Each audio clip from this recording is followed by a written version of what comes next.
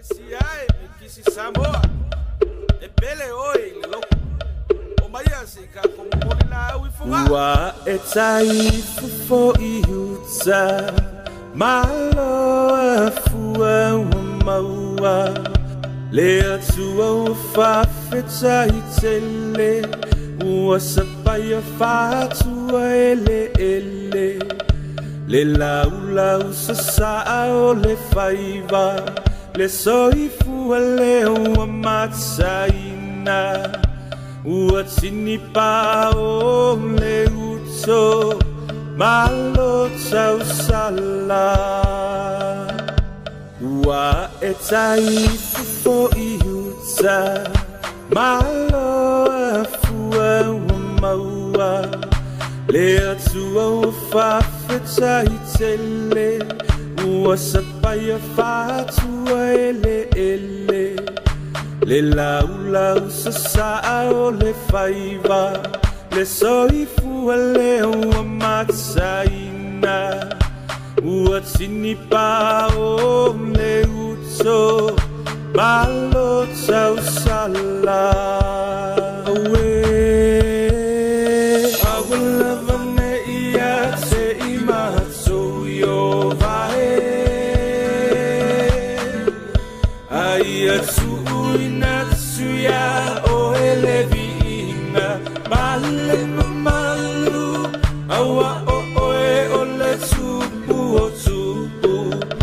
Matai sa uoi o mea uma, o papa tiso ai le meto tisi, I wha manui anga. Malo o le masui, le wha atoto ai le nganuenga, o lea ua toe nei o se anga, tau Tamo o moonga I le whai taunga o le lua fe tau sanga o le alofa. Samoa se isisia e ia, le fua o le sa o lotonga. Alo o le masui, le wha toto e le nganu. O lea ua toe nei o se anga, tau o tamo o moonga, I le whai taunga o le lua fe tau sanga o le alofa. Samoa se isisia e ia, le fua o le sa o lotonga.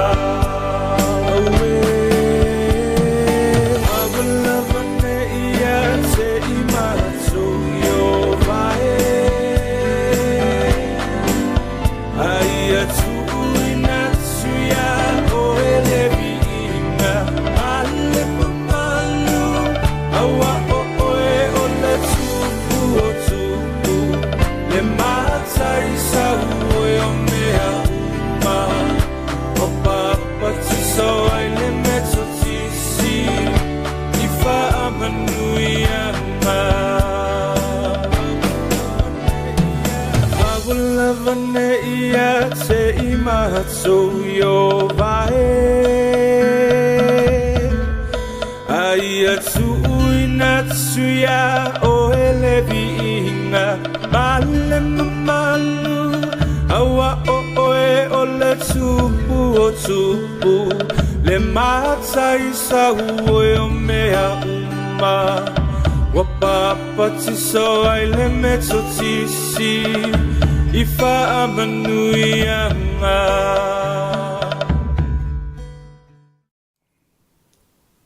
Ia, I ele tua nei tu la o le whiawhi. Ia o le la o ai nei le tupu. Ia le ua to e amataina. Ia ele nei a whiawhi mane nei tu la o le aso. Ia o le a tato amata mo se talo. Ia o na tato anga ia tua ilo le tato mata upu. Ia, i o vaile tua o le matou tamaa. Ia mātou te toi momori atu le taulanga o le loto whaktai lau whiota mā nei tū lau le aso.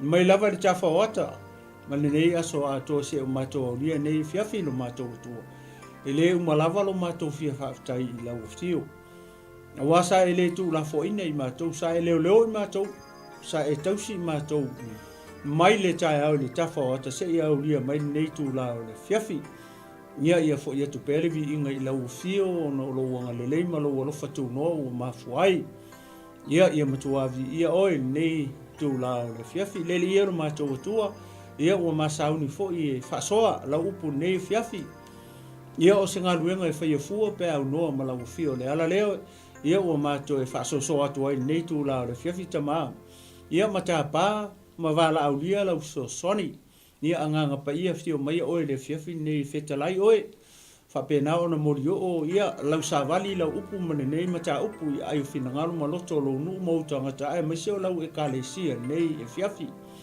ia tau lava ina ia whaonga mai o mangutu mo ma leo whaonga i fwoi o ma lau whai walo mato atua ia e whetalai pea o ia nganga pa ia e te mori o lau sa vali le a fiafi nei o matalon wala au lau whaunga le whaunga le ngausia ia mo uma le whaunga le sola ai le o whalavelave le whaunga le ufitia ai i ma ua i lalo i fori tafu e o lo sa tau ia i le a fiafi le nei ia e whetalai pea lau o fio whapena ona e whatini ia mamorio o lau upu ia i ai whenangalo maloto nei fiafi ia mataina e lau fio nei whasoa a maea ia i o mawhapei fo lava ia o ma ua o auna lea o ngā a ia matua fo iatu mea uma malevi inga i lau fio i ai oe nei maso uma se o atu whavau lau ono lo ngoi so lo suafa mamalu suafa pa ia suafa maualunga le suafa si ese e lau tele lo loto le suafa lo iai matumu i le alofa o le alofa muti vale le alofa lea ia ma le suafa lea o le matoli i o Iesu Keriso o matalo vala au tuene amene ma amen ia fa ia masui sunga le li fatonu pastor Mike Bureta ia ma te to e fatalo fatua ia i lau fa sausaunga sa mo le tu la o le aso ia ma lo le ono sai ia ma lo foi ia le fatotoa ia i fe au manga luenga le aso ia fa tai te talo ia e fatalo fatua foi la i wo mapaanga Global Kingdom TV channel nei fiafi ia ma ila to uma fia pe ia e lango ina ia le nei o nanga ia ma nei po kala me ia fiafi tai tas ia maso uma ia le ngata foi ia to e fa pa ia to se fatalo fa lau fenga luenga pa ia le tua ia fa malo talo ia o lauta talo ia le o lo mau e pe le malo si susunga le fa ton mo tangata manisio le au fenga luenga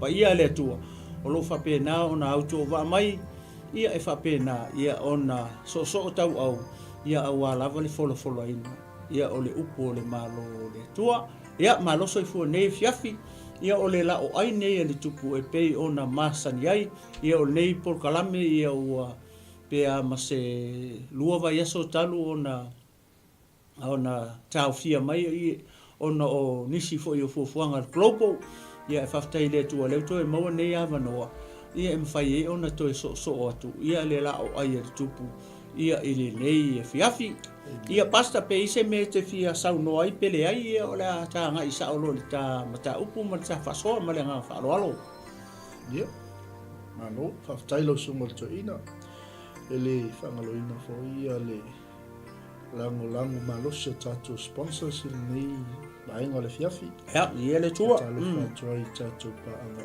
malava la to pel fatu ia le li ia ma fatu le mele lei ia o vale moli na tala lei so se mota mo so lawa fatal fatu sa mo mai lava yo na tulanga mo lunga se pa ia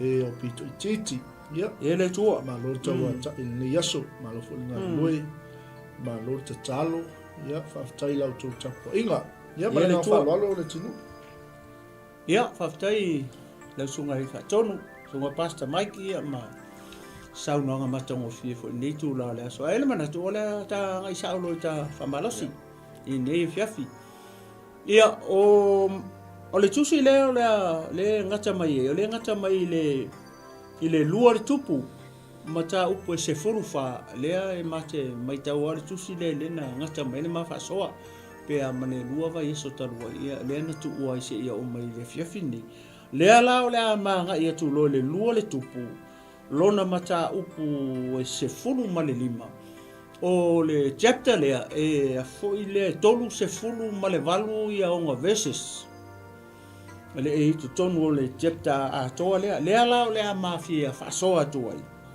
me se yo tato wava ai foi ia polea se foi lea se famanatu o lea se famalosi o lea se a o onga foi lele o le to tonu o le tusi lea ia le taimi o tupu awa ava vai le chapter ma le fionga pa ia le tua ele o fa pe foi lele o separate ko ku ese mai le fionga pa ia le tua kupu o Israel matupu o Utah ava vai kusia o lae whamatala mai ai to tonu o chapter kai kasia ia le malo Utah po le Southern Kingdom ia ma le malo Israel po le Northern Kingdom lenga o ia tribe furu inga o spiriki ele kua ia Israel wako o lola ia le se fulu tribe ilunga e le lato la mua la o le aile ingo ia Samaria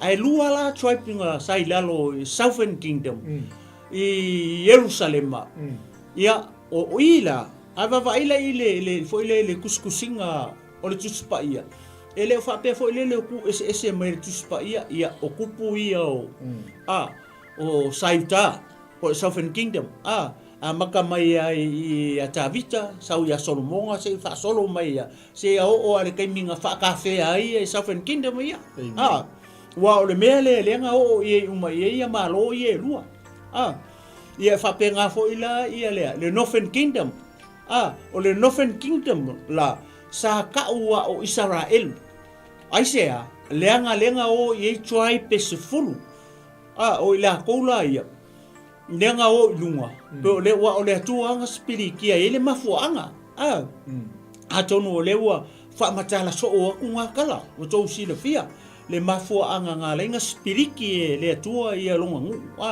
mafua mai ai o le taimi fo lenga senta ye mose ia ko inga e ko sfulu e o spai ia le nu o lai ola mose ai ke u fo inga mai le ko sfulu lua le lua group o le group o to se fulu ma le group o to lua amen ese la le kala ko se fulu ese le kala le to lua o I kong wala lenga mafu ai pe ata to va ai le fionga pa ia le to o I kong nga split ai le ko ia le ngu ko Israel mafu mai le me ai sia langa ye o tangata ye to lua o le la kali nga lai lo le to ngala sila fia lele e amai ele tua le ngu folo inga le ngu le nga ia tu ia ole awali ia kosfulu ole awali ia nga mai le kala le nga le nga mafunga feka ngisi no fa mai le ngu sa sile panga mako woki yo le amai o mato ne mako fanga o mai mako woki le va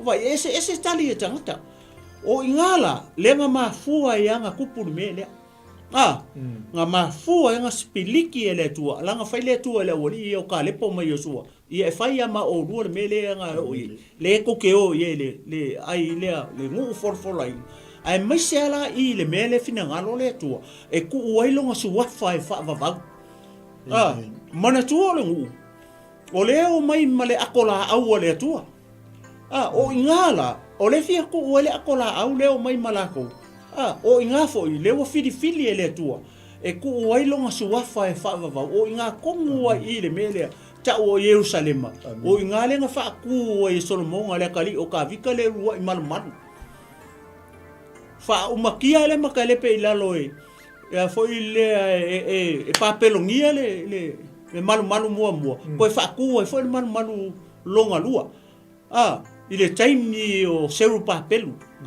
o ko fo mai se pa pelu mai o sua malengu o mai le fa kule malu longa lua ai ngai ku langa fale nga o le malu la nga le nga fio mai Yesu o ye le ala nga fa ye Yesu ye o nga auso ele ko ye se ma ai lunga o le si ma nanga o le mika ele au so o mfaari e Yesu le mangai o le fani ale upo Yesu e le aso e soloia i lalo ele ko ye le sima ai lungo le sima o ka ngu ngamea o ka ngu uma o inga fa uma kiel man longa lu o malo roma o le kamila le ngi o ka ko ye ele ko ise man ele to ise man ala ma fi foi bela i le matala le ele kaimi o kupu aka ko vava i le wa uma nga spiliki ele tua le o ko se fulu i lunga ai ngo for ko no i lalo ai vava ai la i kaimi o no fo inga tupu a Northern Kingdom ma le Southern Kingdom po Israel mai uta o le fe ai nga i o kupu o le kau i o tupu i kaimi ia ia lana me nga o ia fasioki e lesi fasioki e lesi e kupu le i ngale ka i ongo masinga nga kupu ai o lesi tangata le i e lua kausanga o lesi kupu e fulu tausanga vai ai Hallelujah. kupu la i o Israel le o te fai atu ai le Northern Kingdom o lalo i le Southern Kingdom a ka kikilo i pe ya o le kau stepo la kiki tupu lalo o Utah po lalo Southern Kingdom pe a kikilo ngi le kusi le la ma fai tau atu ai fo ipu mo ye fa na ma fa so atu ai le ale pe kau kala ngoa ku fo le vava ai le ma ua maka i le tusi ma le mele kula i mai fo ia i tupu a masi ha kupu o le o fai kupu o fai kupu ai va i le mele o ye pa va i tupu o le malo i lunga ma le malo i lalo o le fe ai nga i a ki kilo le fe pa ia le tua o la e fa makala uma mai er kuspa ia kupu i lunga ma kupu i lalo i kongo chapter ia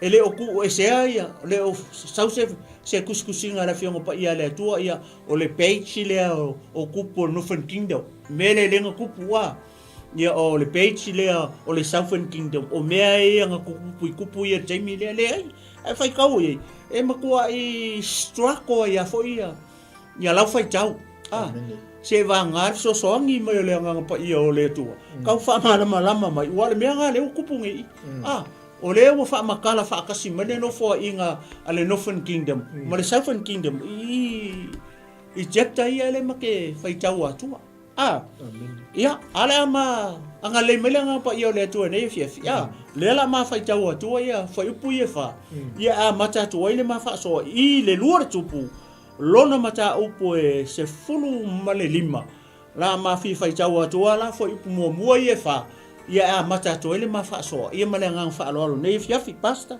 ia le tua ia ole se fai tau la luar tupu lona mata upu se fulu lima ves mo fa ngata mai le ves e fa le la mata tua ile fai mai o le lua fulu ma le fitu o tau sanga o Yeroboamo le tupu o Israel na fai ai matupu Asaraia le atali o Amasia le tupu o Utah o le se fulu ma le ono o ona tau sanga na fai ai o ia matupu e 5 ma le lua o tau sanga na fai ai o ia matupu i Yerusalema o lo ingoa o le ingoa foi o lona tina o Iekalia o le Yerusalema ia na ia faia le ami o tonu i luma o Jehova e tusa ma mea uma na faia e Amasia lona tama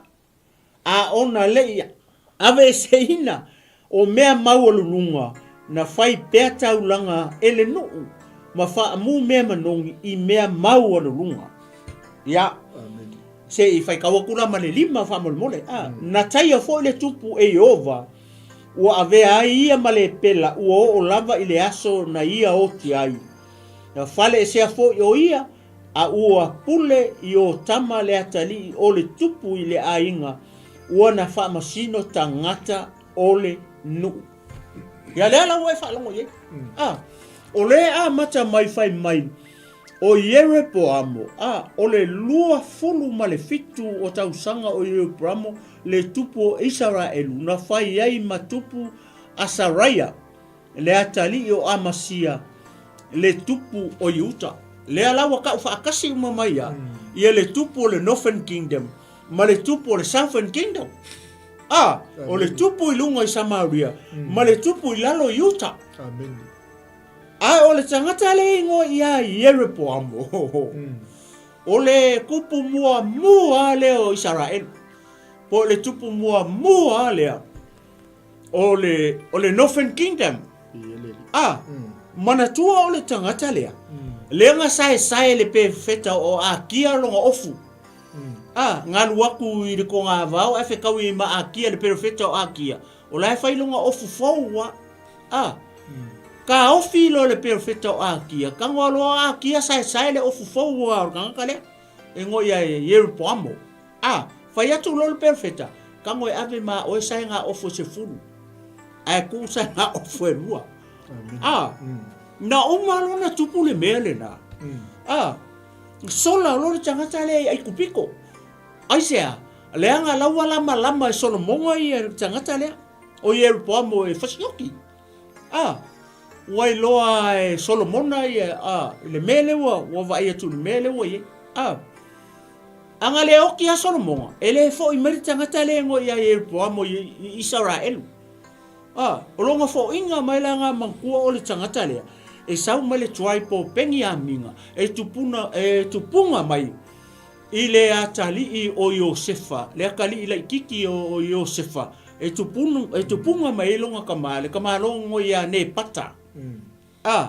E sau mai le tu a inga o Efraima. Le akali i la ikiki o Iosefa. Ai ole makua. O Reupena. E ko luan whanga ua. Fo i lea a Iosefa.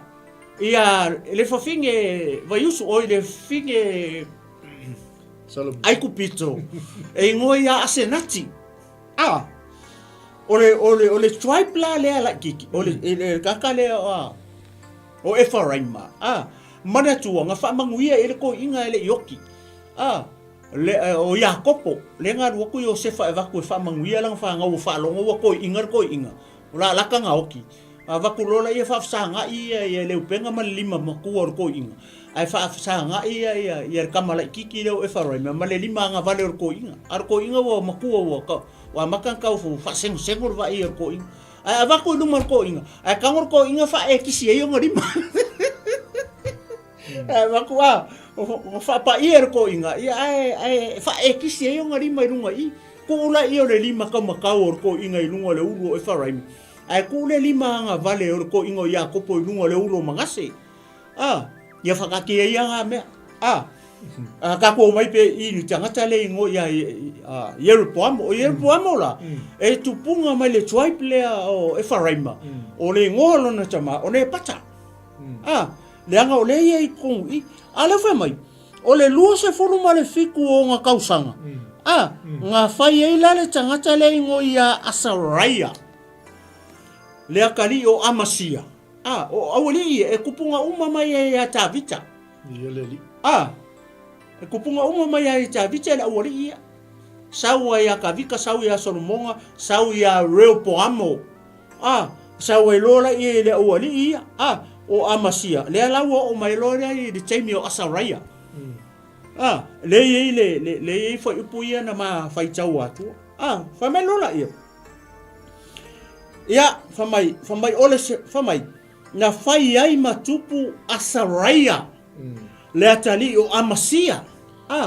Le oki Amasia, wa uma Amasia. Ole fa ka mi fa longa ma. Amen. Ia, le utu fa longo ia, le si kau fa makala tu pe E mele mai sau pati ve ele tu nei fe.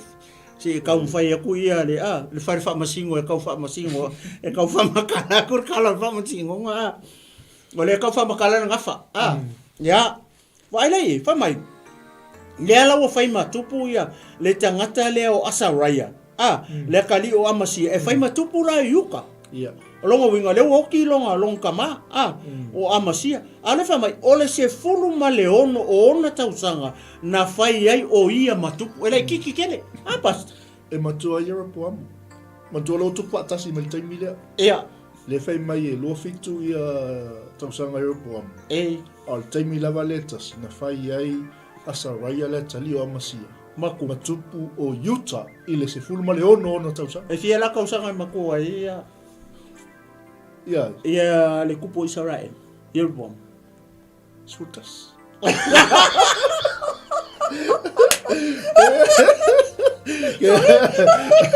Ai le ia ni la massa ni ia. Tem kala lau kamai. Ai wa fiula wa ngai make mai te firma Ai me pese se ngai la kali ia. Ia mai ia maskari ma. Ai. Aua. Sa o ka mai ki fai popo no le au. Sa fai kau popo wa. Ia sa ka popo moi ma makaka koko. Sa ka koko weskeke. Ia. Ia ole ala fa mai ole se fulu. Ole se fulu male ono tau sanga o tangata leo asaraia. Lenga ko fia e fai makupo yuka. A wa lu se fulu male fitu la tau sanga o tangata le ngo ia yere po amo. O vai le manga i o fa mataranga. Fai mai. Fai mai. Na fai ai o ia matupu. E 5 male lua o tau sanga na fai ai o ia matupu i isa i Jerusalem. E 5 lua kau sanga nga kupu ai. Kau sanga ia nga kupu ai. Ronga winga. Fa o popo le 5 lua i se fulu ono tau sanga. O longa winga o le makua nga o erita ngatarea. Walele lo por ake minga oki. Ronga winga le nga o orifia. 68. Ko kia ko pulanga. Aua. Apa lai mo ko le max au ko wa. Au ko kari e. Kakalo mai mo mai. Vai. Como e tolu se fulu malefia. 5 se fulu malelua. Tau sanga nga kupu ai. Ono makua i umi ia. Plus le se fulu ono on tau sanga lenga. Umi long service al toina. Well. Wakala foi nang pensio. Iele tua. Mai sa popo, mai sa paki ngai fiafi iele tua. Hallelujah. Ia le ala fa makala kala mai ala tangata i foi upu ye fa le ma fai tau atu. Ma ngai ar ka ko ese merfalia. Ia mau fusika ko melele i ngai ngaka. I tupu nei pe ngo fai aku foi le kaimi o no fo inga tupu. O le fa makala fa akasi mai ala fionga pa ia le tua kupu no fan kingdom. Ma kupu Southern Kingdom. O le mela nga pe o le mako i fai ngaka inga nga kako ka ngofi study foi le fai kau fa le. Ka mo fai inga ia in order inga ia kako malama. O isi ka ngaka kau mai lo i kusia. So rai do. Le fia fai kau ai. Le fai kau ko mai fai popo. Le anga le me le tu me le anga pa ia le. E mo foi aka mo fia. Ia ale me silia. O ka ko malama. Wa aka ko malama. Nga ka ko fia la ia fai kau kusia. Mai se atu sia. O no foi inga tupu. Matupu o Israelu ma Utah. Mana yo le vai nga le o le so no nga le tinu. Ka tato fai tau fo le fionga le tu. Ia le tu. Ele I fai longa ina le tu le matua por la titi. Ia. Au tato fai tau fo itala fa so pito o nei tusi o le fionga le tu. So e tupu le mo tupu le fa sioki nge le tupu le tu. Fa sioti nge le tupu le tu. Mongi ma fa maongi pas. Mongi ma fa. Tato fai tau tu le fiafi. Ka so le se mata uti o le tu. Lono winga. Tala voa fai o fa fonga me le fiafi nei. Ele fai longa tanga tale tu. Ia. Ele se ilonga e Presa. todos fulo tau sanga fa tu wala au le tu ia tu. Pe fa tu a fa o nga o le tu. Pe vai se fulo ma le ono tau sanga o tama le o asaraia. Le tali o le tupu le ma fa so ton tau po sumal fa. Wala onga intermediate. Ele o koris pe a foi a wat. Apas. A be mo tau tio. Sorry. O tina o tama le o tene fa le o tene Jerusalem. Fa pe so fa malo o tene fa le ata. O que diferença. Sorry. Pe a o tama fa malo. É? Aí se for uma porra. Ia le tu. Amen. Ele whailonga tangata le. Wai le fui. Ia o ngā so se mea I to tono le fionga le tua. Ilona o ngā lona tāua. Mo I tātou umalawa. I le teimi tātou te whai tātou kole. Wai le sau male ngōlun tina. Ai sa oa. Ai whai mai na ia whai ale ami o tonu I lumo I ova. E tusa ma mea umana whai e amasia lona tamā. Wow. Ia male ngang whanop. O le mā ngai a whai le pasta ua leo e ka uangi ia ke inki o ka kukumalu. O le mā ngai a whai lele o se ki ngā whai lele ai. Manguia koai male. Male ainga male huu. Male tumalo. Manguia toi malta mai titsa vai le sau mai o whanga malum whangapu.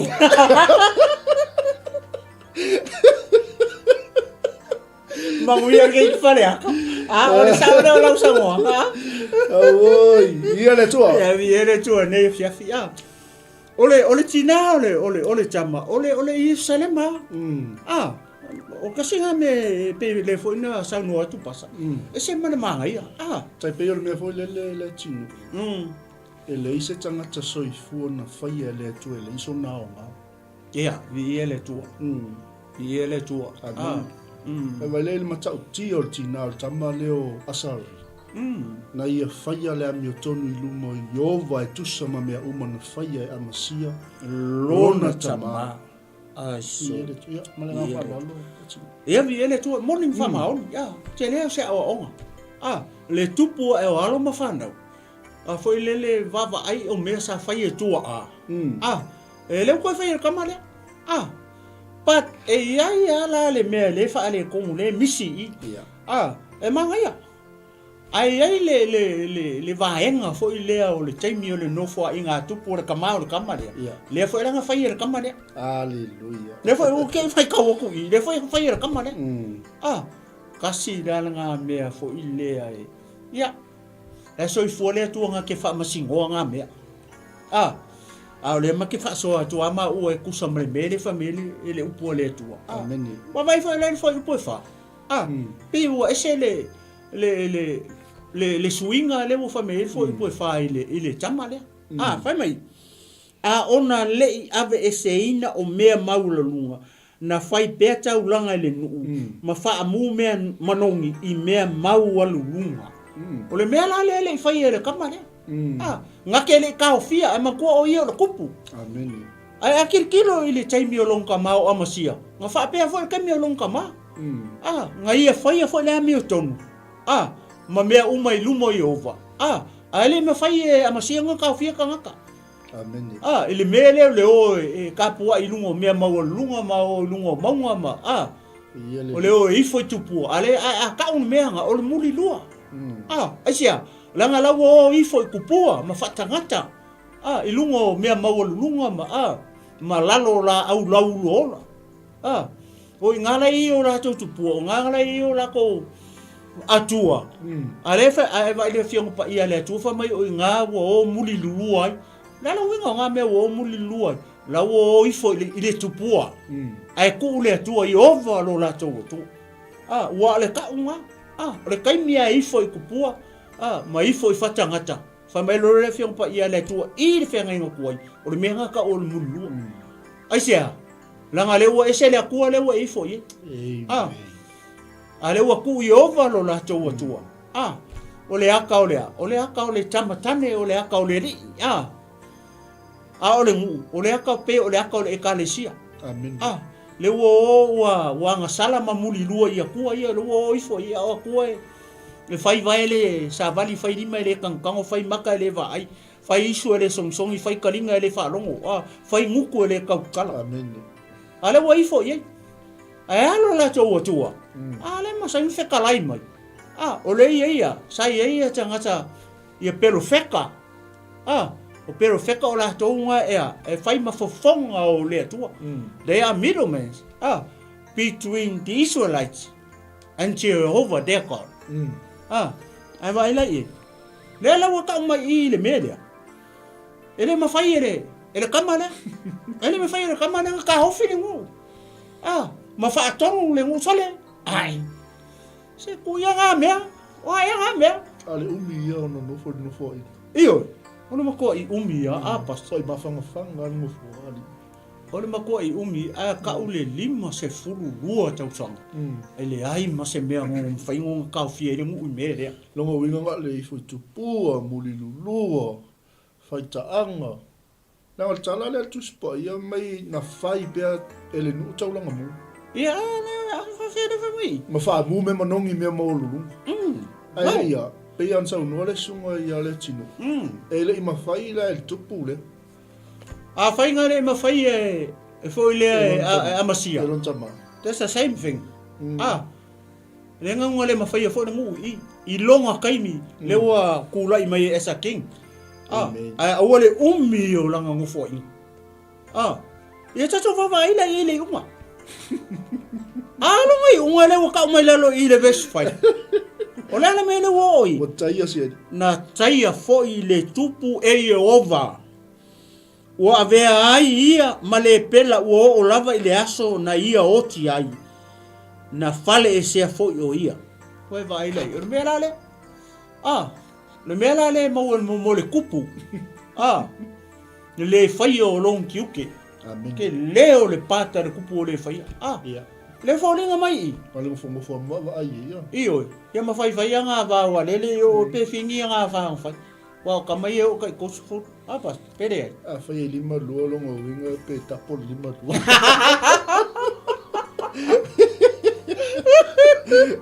Zale. Whai 5 lua tausanga no fai. Ia. E kofu kau sanga Tātou te le mai loa pe fia ia to olua tono no fai inga le tas. Ia. Mongi ma wha mau. O ko vai o ka ko vai le I le mele o tupu I. O ko asare tua. Ai sea. O le mele fai pule lunga I. O le fai le tiu le tupu. O le sanga me fai nga fai ai. Longo winga fai foi o le ifo le ngu I. E lo pentau so le mua me le tupu. Ia o le ngu fai me nga ia fai longa ia mulua I. I fa fingi o le ngu. E ore mu e muri lua I whatangata ma mea nga ai muri lua sa o ala o kamari whawhingi Elo akari e ka whamakala ko I ke kalari akari Sorry ia o Pe a fuoi le fionga le atua a ona le I ava eseina o mea maua lulunga longa winga Sorry Ti e alto ina no fuova vai longa ma kilo I. Ma tilo ia ili whainga le nu o tauranga mūma. Ia wālanga foi la foi whainga ia ngai mea. Le po se me whapenga pas. Te upe whape mea to in oi. Ia ram na tula o tula to fia ele.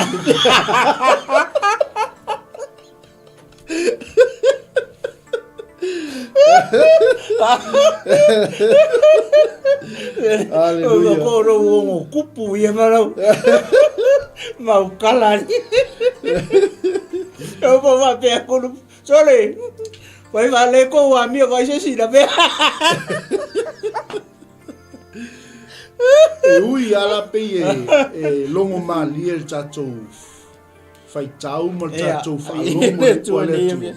Ia. E te lo samo. Langa le fe metala tu spa ia taia fo ile tupu e Jehova. Ia. Ua lea ai ia ma le pela, ua o lava le aso na ia oti ai. Wow. Whale e sea foi o ia. A ua pule I o tama le atali I o le tupu le ainga. Wana wha masino tangata o le wingo tala foi le. Ke risi ano le fia. We are serving a jealous God. Amen. O lo tatou au na I sea tua fuā. Ia. Kei mia e sasi le tatou savani. Tai mea tātou toi te paitua. Tai ai tātou Jehova. Amen. Ia. Makau kia. Nā lenga fia le toi ina e mata I le. Whamuino mea manongi mea maululunga. Ia. Whaia ele nuku o tauranga. Ia vi ele tua. Mai tala tu spa ia. A ona le I ava ese inga. Mai vai e. Nongo winga. Wa ai pole mea ngai polo ka ile wa ai tātou, wa tātou le loa atua ile mea lai fina ngalo ile atua. Amen. A ole mea le wa tonu I o tātou manatu. Ia e o mai ile oti. Ai whano I tātou. Whano I tātou. Ia mana ngang whaloa. Maa ngai a kelele. Uewa ile whasalanga le ngā o ile tupu. A kako whai kau le ile fiongo pa I, a fiongo pa I a le atua. O fa mai le mai tau o tangata pe a mau o le pela o o tangata ngasala. O le mea nga ele ku ua whakasi ai oi. Mare ngu e ave oi ku o le ai e ngofo ke ngofo ai. Se e li longa e o le aso e wha mama inga ai oi. Ngā mai leo o e wa airi whai tau langa. Po o ke e se le ila le pela la oi oi. A le ue wha longo i le fia fili. A, ua vai ore kupu. A le ane mea o whai le kupu. O whera ua ave le kupu ko oi. Ua ave ko o le ai. A. Le wha mea u whale e sea. A, longo winga. Ua le koe lenga kula fongo le. O kai mi e mau e tangata ile le pela i tonu o tonga la wapi a Israel. Ua velo oi kua. Avelo oi kua le aima kua le pa. O le kaula tangata ia, o le kangaka le pela, o oe o tangata ngasala. A ka kirikilo rai kusama le upo le atua. Ia, o la ka kukala e whai di kupu. Wa ngasala. Walanga le pela, walanga ave kua. O nga wa ngasala. O le wa ai ngā ma le tau o tangata iuta ia. Ma tangata Israelu. Pe a mauala tangata ile mele ka o le ila le pela. A le wha mai ia, longa winga ava wa ai le a ka ule fale ese a inga makua i kurou. Ia, ele whai una lata lata. Ia, ua makua i ai ai lango le pela o kumaro. Ua makua i ka ilo fo le pela ki hasi pe ki pe kosa le mea.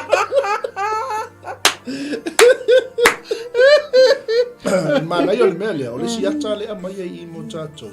Ia. O le toi ngā mea fo le, o le iloa e le tina ma le tama, le mea lai ola i whanau. Ia, lau ku whaua. Ngā kongua.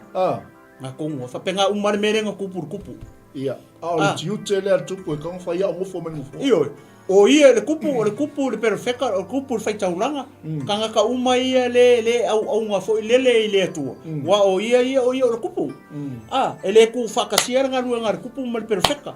Ma le ngā rua ngā le kupu ma le whaikaulanga. Pe o la kou ia e kōkolu. E ngā rua e whaatasi mo le whinga ngalo o le atua. Amen. Ia le mea le ua ia koe. Nonga winga ia, pe a ngō whai aku. O le kai mea mau e tangata le mele o le pele i kongo le whinga pa ia le atua maka. A mesi a kongo nungu o le atua. Kasi ar kauanga, o le kankanga sana avi kua.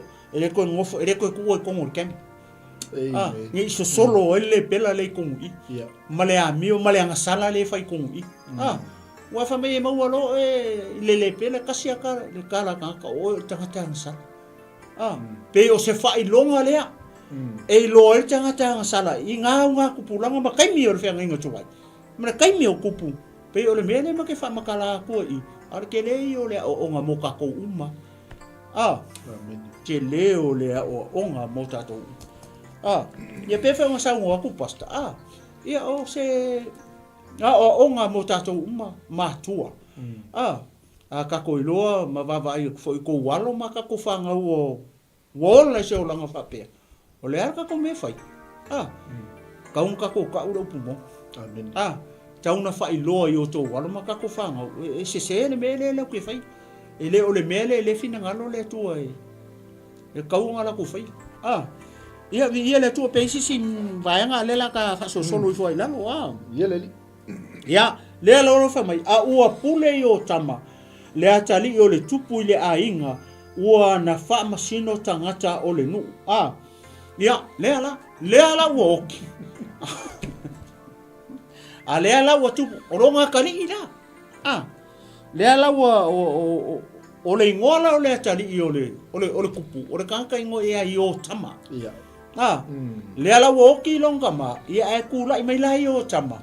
Nga ke wha masingo le ngu, the Southern Kingdom. Amen.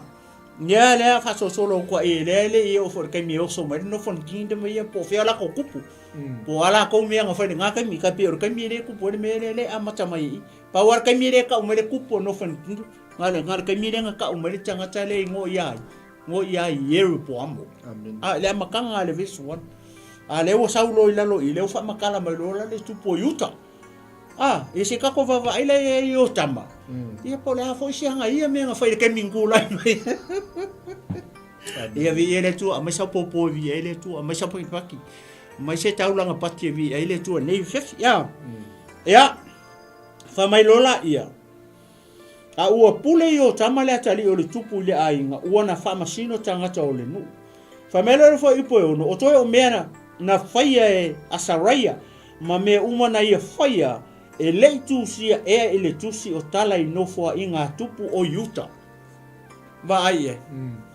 Le ala no oki. Koe o mea ngonga faia ma mea uma ngonga faia. Le ala nga kusi lalo o kala o nofo I ngā tupu o Utah. A le ukula I mailo ngā kali o yo tama. Ia o ia ngā le sui long kama. Ia famailola ia ia famai ua ta oto foi asaraia fa atasi maona tama. Ua la tau tanu foi a te ia fa atasi maona tama. Ia o amasia o ka vika ile a aio ta vita. Aisia leanga o awali nga kupunga mai a ta vita.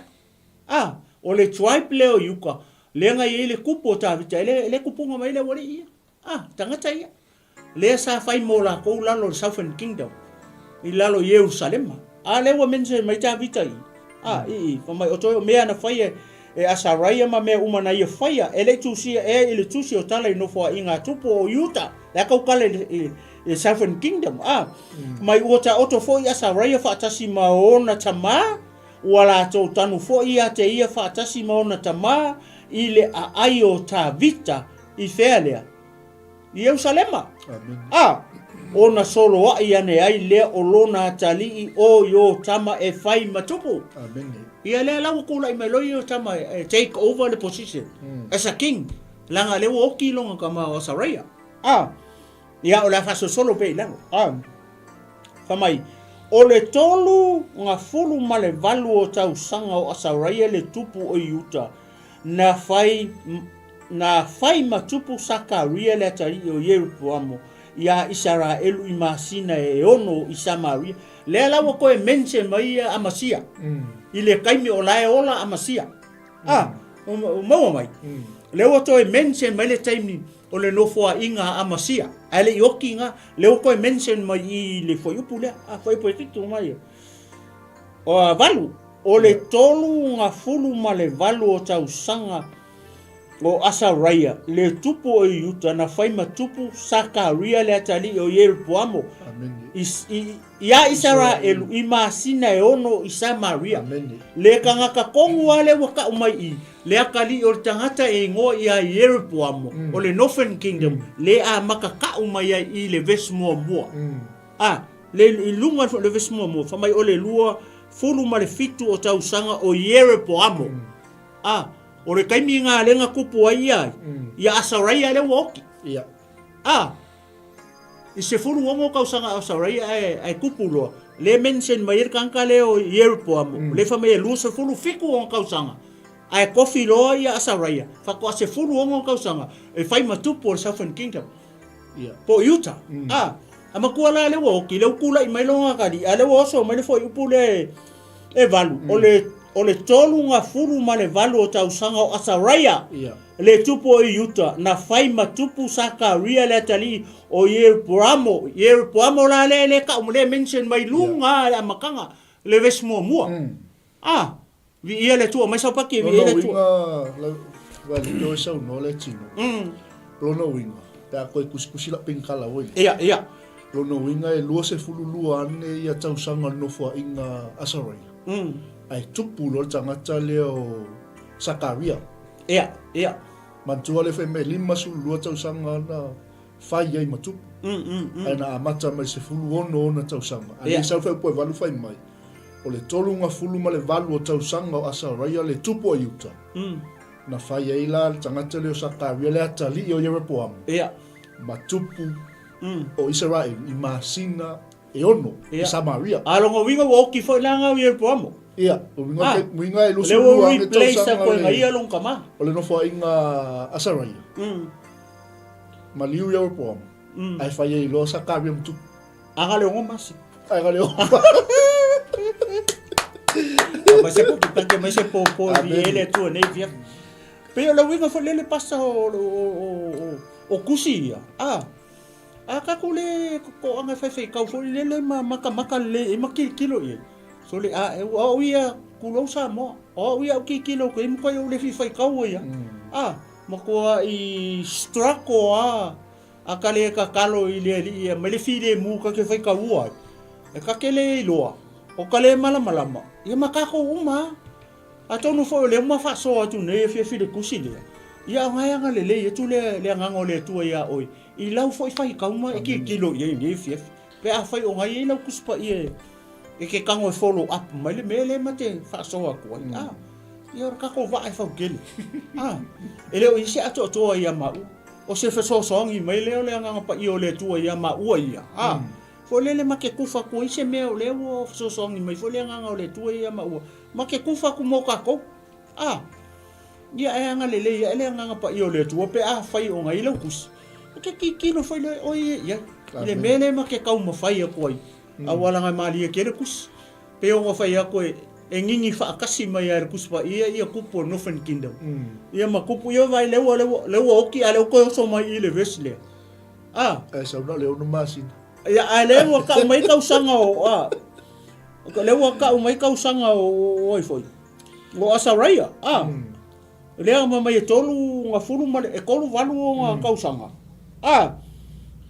ai kofi lo ia sakaria le kali o yerepo amo e fai ma kupo no fentina al facinira o fe yerepo se a foi no le no masina io ia se facilito a tol psi ia foi nada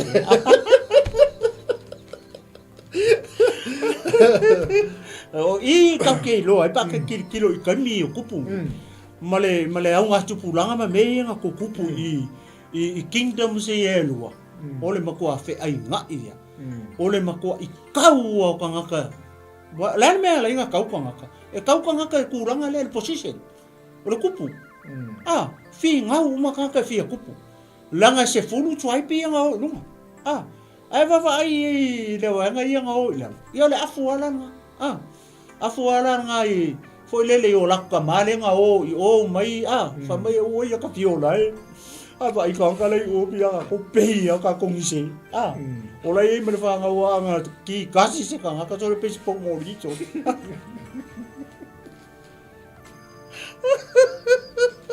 nei makanga kai yo ka mai kai yo ka mai ni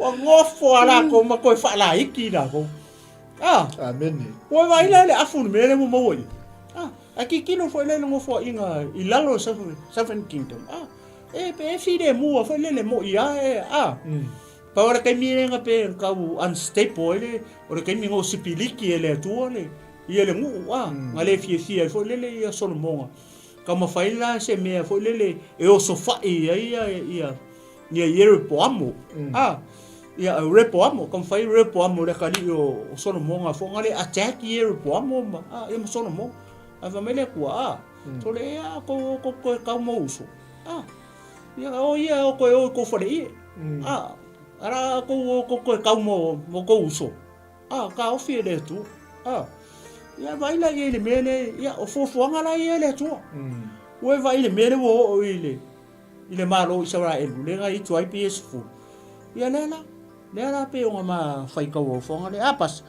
ia ra ka fai ka pe la amen ia ona o le taimi fo fa mai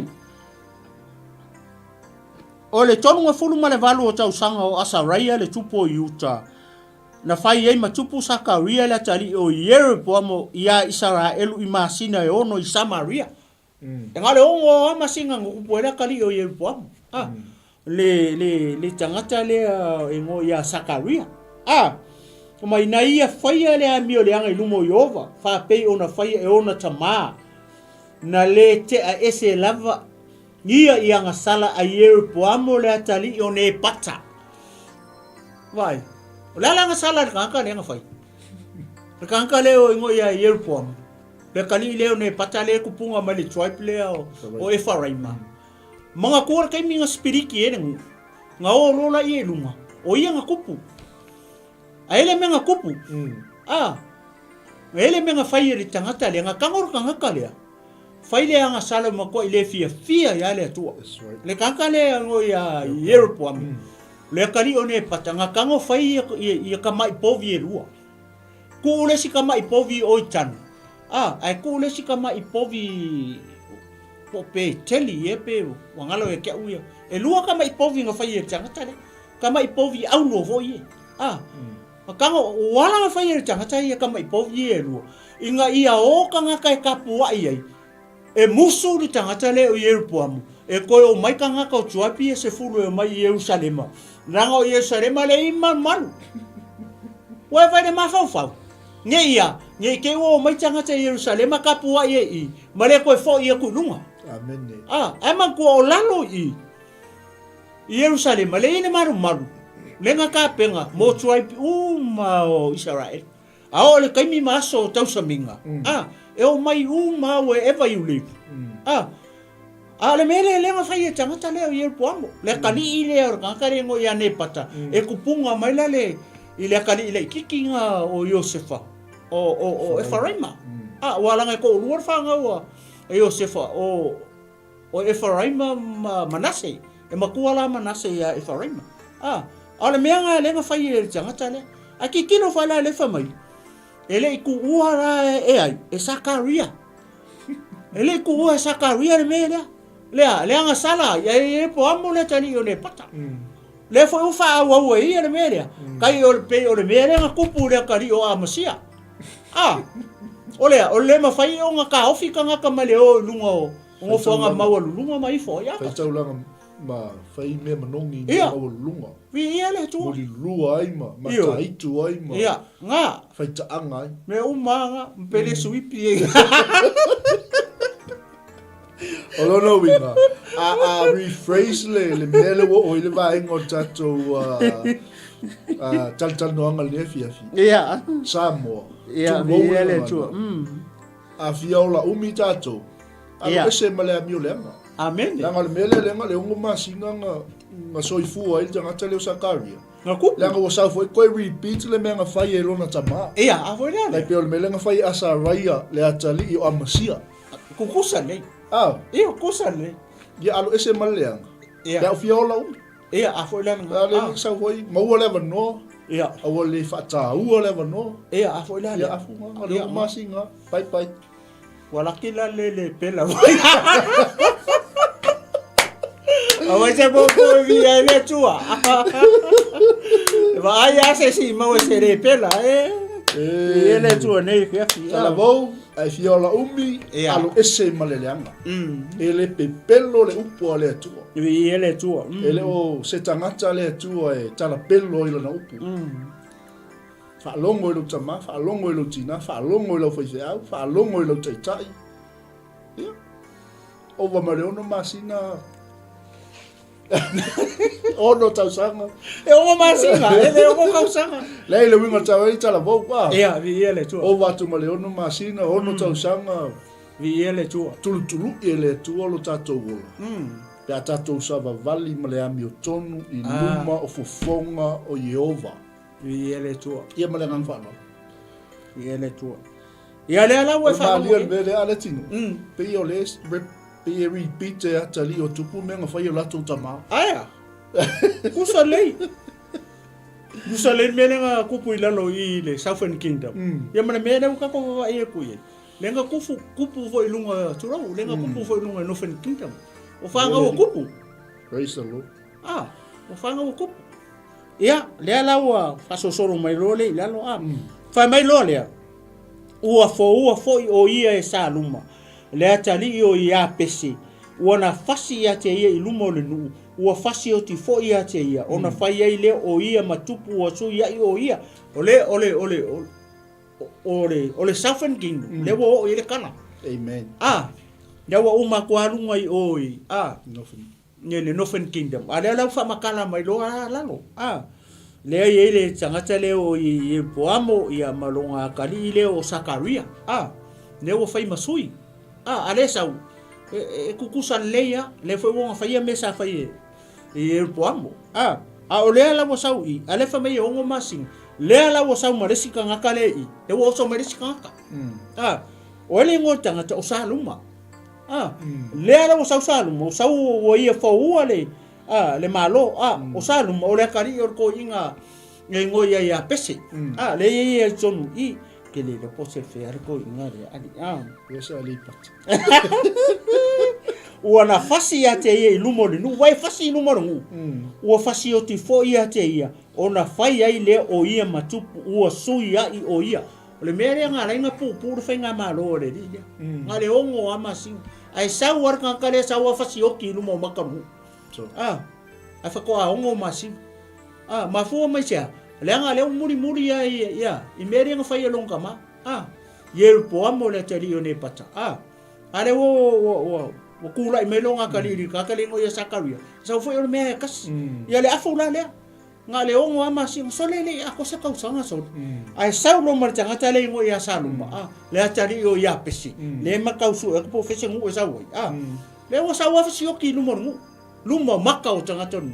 Ai fai lo la ia matu. O le kanga kala le. Le se foi ni mali o tanga tale. Ia le la fai kau ku pela I lalo fai mai o toe o mea na fai e sakaria. Le alawa fa makala mai foi mea sa fai le ongo masinga lenga fai o ia makupu. Na kali le o yeru pomo. Fa mai. O toe o mea na fai e sakaria. Fa uta ua tu sia ele tusi o tala I nofo inga tupo Israel. La ya ruala ia kala I lungo lako. The Northern Kingdom. Pia mea ngā rema ngai e foi lele. Ele fa pe kupu lungo o ai o so ia langa story I la Southern Kingdom. Langa kusi ai lungo no for inga ale Northern Kingdom. Ya fa mai lola ia fa uta ua tu sia ile tusi o tala I no for inga tupo Israel. O le afionga lea ai ova na tule yatu I aieu. Kasira lea kanka ma ngai e longa history ko kongo foi leo Samaria. Tangata le ngo I aieu. Ya. Ele o keles fa makalanga ale fionga pa I ale tuor tangata le o ieu I. I ko kongo le chepta le. Ale fa mai ele fionga le tuorenga lenga kulei mai ai ua fa pe atu e no nofo ua tali I le nofo ali o Israelu e o I le fa au ngata ma. O kaka leo ye. Lenga ngo fasi o kia ia. Ia apo mai si pela. Kanga kane ele o mau mai lai tonu I atonu e. Le ka ke fa so solo pe lu mai er kako kusi. Ia ko ngo pe ka o kele wala.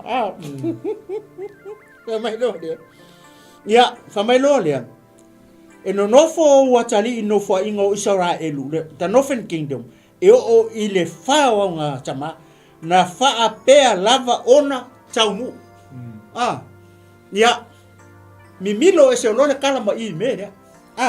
Oso mari foi peso ko mai o le tolunga fulu male iva o tau sanga o usia le tupu o Utah. Na fai ai matupu sa luma. Le atali I o ya pesi.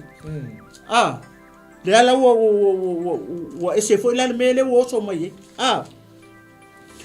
Ale mali foi la o le kala mane media. E le kanga kale ngale o so le tanga tale. Le kanga kale ngo ya sa luma. Fai mai. Ua fai ai matupu sa luma le atali o ya pesi. O le masina ato foi na fai o ia matupu I Samaria. Ua vai kasi la le aku. Leo so mai o tanga tai ngo ia saluma. Le akali ila ko inga le ngo ia ya pese. O le akali o ia pese le nga mafai aku po feme sa woi. Pe sa mai o popua. La ka fai aku nga le wala le adu kai vai lo. Wala fo ni. Ei, balai lo. Era wala fo uma ko ni so fai longa food path le ala wo so mai fa mai na fai ai matupu sa luma le atali o ya pese o le masina ato fo na fai ai o ia matupu I Samaria wa vere kanga kale ngo ya saluma ia la fa jawo tu pe mai awana alu wa e mana ema le atali o kati mighty rese wo I Samaria wa fasi ya saluma. Wa vai mere kupu I mere. Fasioki lesi. Mafua mai sea. Mafua mai a ngol manga o kupu. Ai akiri kilo I le history. Male mafua anga ngara inga spiriki. Le ala waka ko va ai. I ka ngaka mako inga ia nga mafua i ka mau ka ngaka nge. Ma le lako kala lenga mai o. Le alawa ai i rako whangau, ma whangau o rako whangau. Ma whangau o rako whangau. Ai awara se furu tribe. E pawara me le ka umai ngō tangata. Mai ngō ka mā. Ai le lopo a tribe e mai ei. Pawara le kau ai. O tangata o Northern Kingdom. Tangata Israel. Ai le lopo fair tribe e mai po kato po ai. Po leu penga po.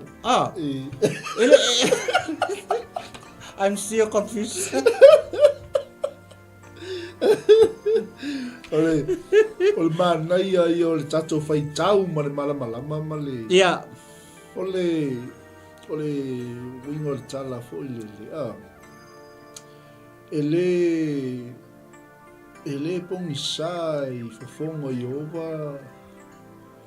Le mele tato te fai. Po le mele lei, po le mea lei le sila fanga le atu. Ono le sa tato fai tau atu. Le sau o tangata leo sa lumaleng sau foua le ieskamo Sakaria. Ia. Ona o le na whātupu le ngasala ia Israel. Ia. A le umangi. E feo lolo Sakaria.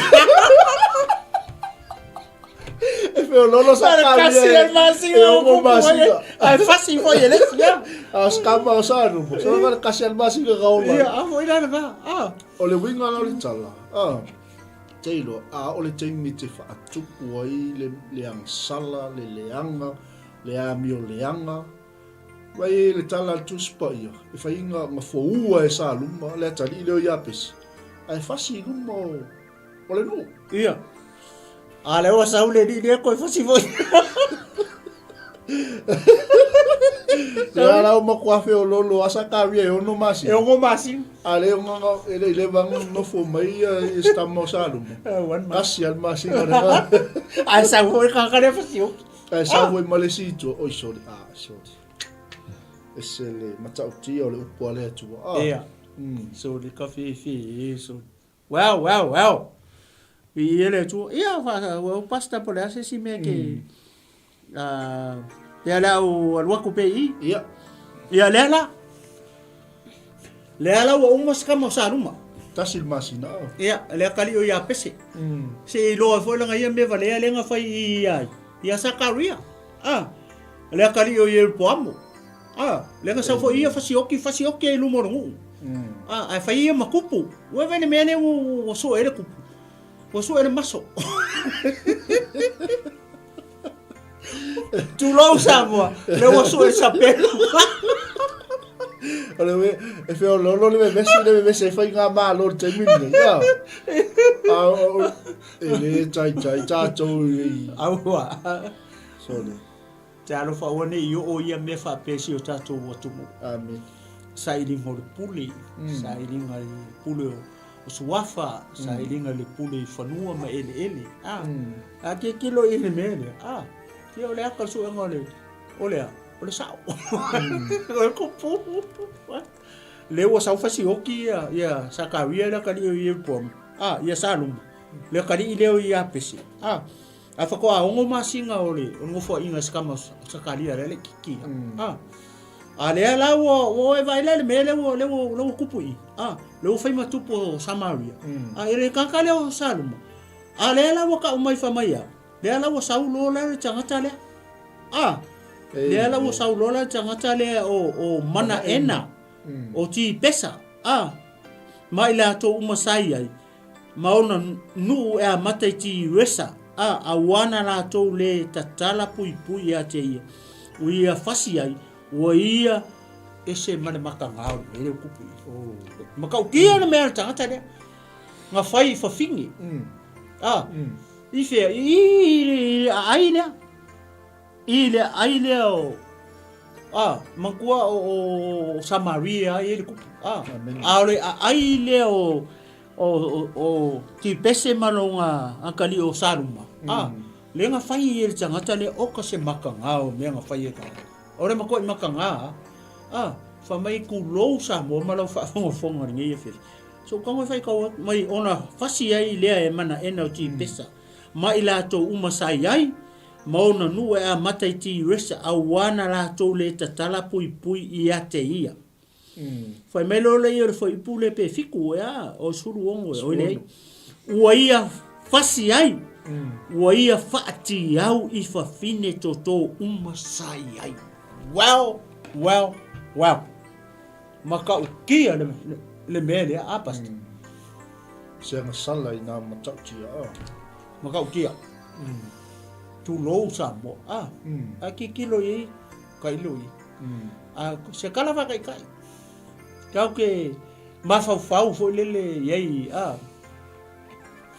fa le kerusiano ma le au fa tua I meren kukupu I ia kai a fai a tupu se mea fa pe si tangata tu lopo se kinga se ko akas so le pe ia o fai le afe o kinga pe fa kingo fo le se me se kas se tina se ko akas ia fa se me fa pe a le fa mai foi upu fa mai ia fa fine toto uma sai ai o longo winga e ko kele o le mako I ko kele o fa fingi ku lo sa mo malau fa fonga ni fe o le mako I ko kele o fingi ko sai ai le kamilia ai vai le mele o fai kau sa o mai le upo le tu o le upo ko sa a fai foi la o e fa fonga mai fa longo mai le vieti Lese ma upuranga upule le I. Ai kango fai kaule lau tusi pa ia ngai kokong. O ka se ma kaule le upu se upu mamafa. Wa kaule faati au. O fa fingi koko ku lo sa mo o ka se makanga. Ia pasa ku ia o. Wa lava la ko ka le me pe ka fe. Nya le ka o lo ila. E matautia E matautia Ia le tua matautia o le fasi o tina ngata le nei tala fa sol pito tatou te fai tau Ia le tua Ia e mana ia tatou me Ia o me ia so mafitu So fiku fa mai o le tolu nga fulu ma le iwa o tau sanga o asaraia le tupu o yutu ale foko e ka umai ia asaraia Nangal kasin mo fo inga skama le foko au me lei man kuala ke kilo I fo ngale le wingo la utala e staple aku po yuka langa lenga fa mai I 5 lua tau sanga amen nga kupu wai fo lele yuka a ke kilo la le o fia kupu le o Samaria le wai pe o kolu e pe fa o Yerpoamo o ia Yerpoamo o Sakaria o ai o Saluma le o merka ko kama mana ena se ka ko va aila po fem me le a fa ia ngai le ko fa inga mana ena I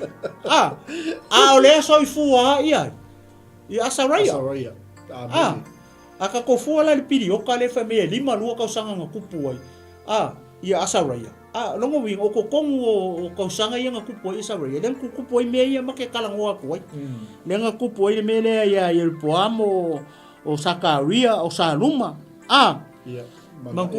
ia mana ena le wo mai mana ena ia re kala o Northern Kingdom langa le fa makala mai ia pe o se perfectanga le vesle le wo ka u e fa unga tamae ngofu mai le fa ngau le ngofu inga o le kongo Samaria ia pasta pe se me le la ka fa ko ve la lo ka lu pe o le tolu nga fulu male iwa o tau sanga o asaraia le tupu o yuta na fai ei mana ema le kako kamala le nga ngofo mfai fa pe fa fingi koko se kulo le atali o kati matupu o Isaraha elu tau sanga e se fulu I Samaria ngar se fulu foi la sanga kamale a fu foi la le 5 fulu lua tau sanga o asaraia le nga kupu e longo winga e o fi foi kongu I se fulu ka sanga le dia Leli ami vale kulo samo fa me se ngar se furu ka sama ia maleongo masinga les amen ia masinga les vai de mene ko bui makaukia fa mai lola ia fa pesofiku na ia fai foi le amio le anga ilumo Yehova o lona o langa uma ele te ese ai lava ia nga sala ai Yerpoamo le atali o ne pata we vai le mele fai uma I kupo yuka le wala ko fai uma le nga sala le unu I kupu oi o Northern Kingdom o Israel oi o Jeroboamo le atali o ne pata oi vai le fai uma le wali ia mara wali o feoki ale fa kula i mai le ula le fa sau fai ya just the same thing o ira ka ki loai ia pe o se mala ku fa solo mele mo le Northern Kingdom uma ku le ku sau le fa sioki uma ku sau le ku o le mea ka o le pattern e kasi le alu o le skaidi e kasi le fainga malo e le o ese ma menga a maka mai e lako forefathers Hallelujah. e yere po amo a wa o kamanga o lako ma ia le wali ia alo fa mai na si le tau e pula le tupo asuria le ala wa ese lo la kakale Amen. le ala wa sauloia pe se makai ka le fa ke kilo ku sua fa pula pe se fale akai o ko fe ka wa ko me ki fale akai Fa pe o se matai. Lo ingala le vai lo. so le se pula ya mako o kala mai o mako ele pula tu lo usa mo para pe ele pula e foi se pula e vai isso Fa fai pula.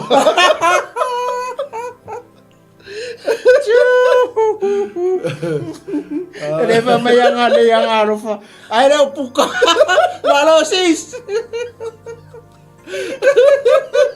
que vas a guiar pula asista e pepelo mai da ia le vang no que vai me pula Pe ya an o sili. O sa pai ke.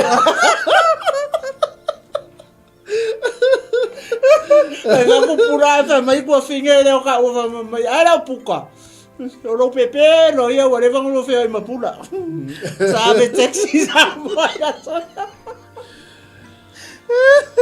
ia viere ia me se pa me se popo ele tu ne fia ia falongo la le ala wo so me ka ka le ele sa mai I le Southern Kingdom ele sa mai le Northern Kingdom a ese era malo le usa ver ka ka le kula fa pula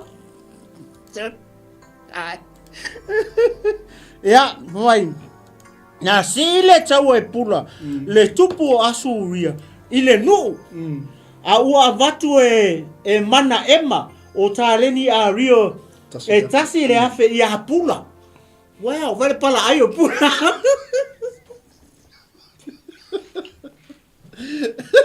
well ese lo fia ula vale fa fin koko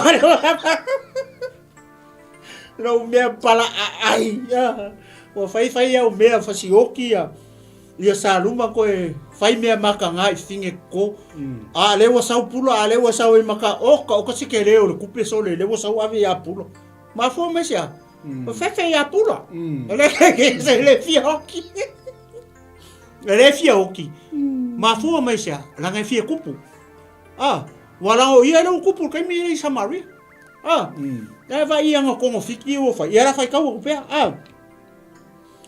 fai mai na ia fai fo ile o le fai ve se fia o le kai oi le suluiva na si le tau e pula le tupo asuria ile nu a ua avatu e mana e mauta le ni a rio e tasi le afe ia pula o pula la ole asuria ina ia na fes ina ia na feso soani ia te ia ina ia au maule malo ia te ia vai o le mele manga oi e ave kupe ia markalingi a rio le ile asuria le a ia ku le malo ia pe ia fa ku maule malo ia le fa ka le malo kupe amen le wa ave ia pula e pala ia pula ele se me fola mele o fanga campaign Boleh mga fai mea ka mo ko sa iya ka mo. Sa nela wa ka kay ninyo campaign. Ar pala ay sa ka wa sa. Ia pasa ko ia oi wale mga ia fa mtata na fa pe por a foi so fin ngalo. Danga o le fia ke le ile pula.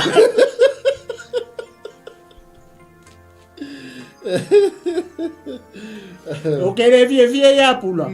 O ko le fia le ile o mana ena. O le watu a talengi a whemta lia pula. Pala ai a pula e vai anga mere nga fai fafinge a. E vai fia ula vale ai e fia pula. Te lo le wa manino le vainga le. O le wa pe wa totongi tupe. Ia. Tongi tupe pula. Ia. Ina ia fatu mau ai lea. Lona malo. Ia. Ia te ia. O mai e fiso soani ia te ia. O mana ena. Ia. Ia tame i lusfut. Ia. Na tongi tu fo i e mana ema o tupe ia Israelu. I te angata sili uma e te mao a inga. Ue vai. Wa umanga turni o ia pula. Ale wa koe turn mai fea. I kanga kauronga ngu. Bribe le melo fai. Yeah, that's bribe. Hey, fo bribe baka ko ni kanya. Le bribe baka ko bribe fo. Bribe baka mai bribe. E feo lolo bribe pa ngale le bribe baka mai ya sa. Awa, vale aka. Sister, tell the truth, please. Kailo ho le bribe pa kia faule ngai ya sa ye pe mo le bribe baka mai. Anga le au bribe nga wala ki nge wala ko tali ya yeso. Ia. Tamai na tongi tu fo i e mana ema o tupe ia Israelu i te angata sili uma e tamau ainga ina ia avatu ai i le tupu o Asuria ia tofu o na tangata ma se keli a rio e 5 wai le mele o fai ua ave kama fo i e le kai peo kaka fai pisingisi tangata e au mau mea ole o Samaria wa ave vai wa ngafo ave ikupi ngofo le o kangakanga makoe ave fia makoe ave ya pula malanga vaenga vai fa pe pula sorry ole makwa le lei o kangaka kwa mau mea o tanga tau ia sa ole ka we le final campaign o ma ala manga fa ku mau inga lo malo ia me ko ngare manga ku le se ia ia pula ia Carlo faz coinho pula yeah he wants pula to get away from the land vai po ele fai al mele o tom tupe ia nga please stop it ia au le ma ngai ke lele o au le yo tato fai a se me fa langa e se me ngo lo foi lele e kupu i kongoa o nga me fa pe ia o lo o le kinga sanga fai le mele o le bribe foi lele fai a o nga langa kamala a ke wala kungar ka makiki foi lele o yo le o nga le manga o hermi ai mau inga mo ka le lo ar ka makiki se me le ma ko bribe pa fai a o nga male a o nga le nga la koi ma fu mai la kinga i me la le kupi ave kupe ave me ai fai a o nga i le o nga le nga o nga ka makiki mau lo le o nga ka makiki wala ka makiki wal kolis ela kungar ka makiki o kolis o ma ko vai e o fora inga ne me pe fa fenga la kur ka makiki le o mai e mau le va ngone ai ma ko vai io se aka nga le o ke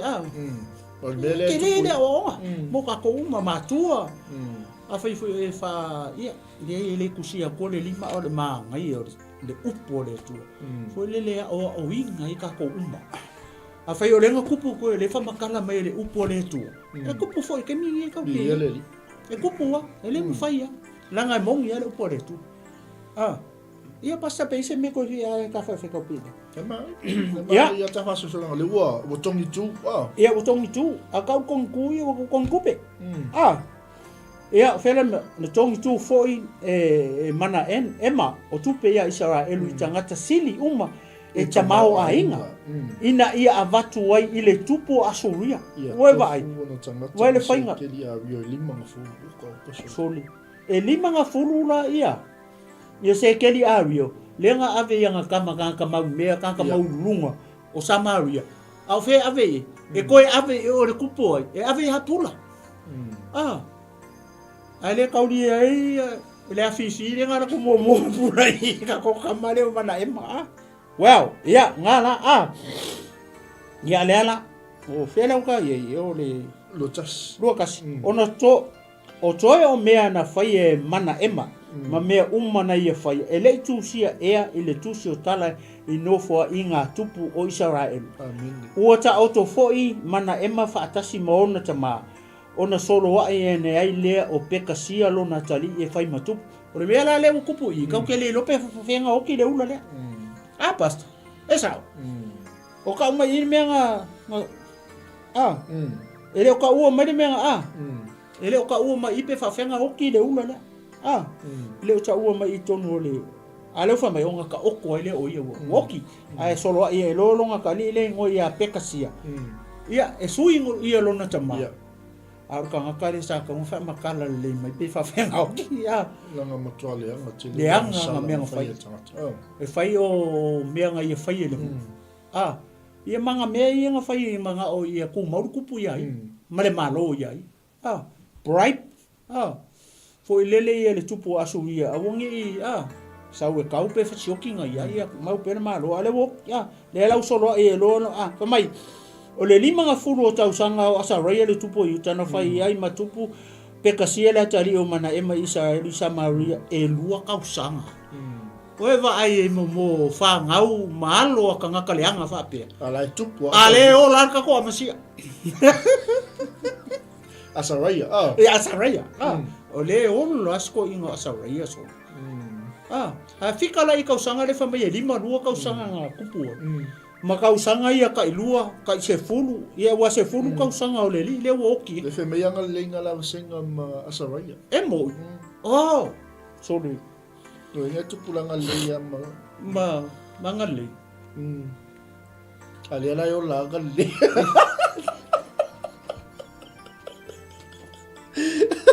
Te ara ko se sempre fang. Te ara ko se sempre fang au ringa. Le fang ngi. Malo sister. Ngawai di aka. Malo, ang alelei. Ia le tua ia. Ia la tata le kaunga nga sila fia le pe whawhina o tia mana ema. Ia, wa le whamenga lava senga. Ia uminga la ke kupulang. Ia, we never knows pe nga la feo i pere.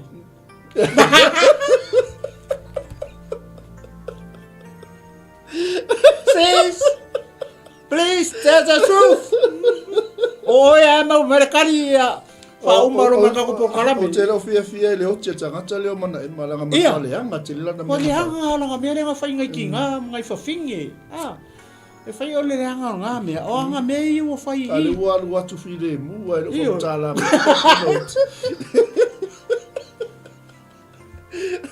Karo sia. Ai sere o ngare ria. Hallelujah. Ngalei ka mai. Tell the truth. Ya, vai la ya. Ya. Vai o leo la ia. Asa rai. O lea la wakula. Ai fa mai. O vai fa le kali o tangata mio leanga. Le kamarengo ia pekasia. Longa kali. Fa mai ya. Nga le lua kausanga. Le lua foi kausanga. Nga le lua foi kausanga. Nga le lua kausanga kupo ya na ia fai foi ya. Vai fa le foi po lua fa. Na ia fai foi le mio leanga luma o Jehova. Na ia le te ese lava ianga sala a yeru po amo le tali o ne pata. Amen.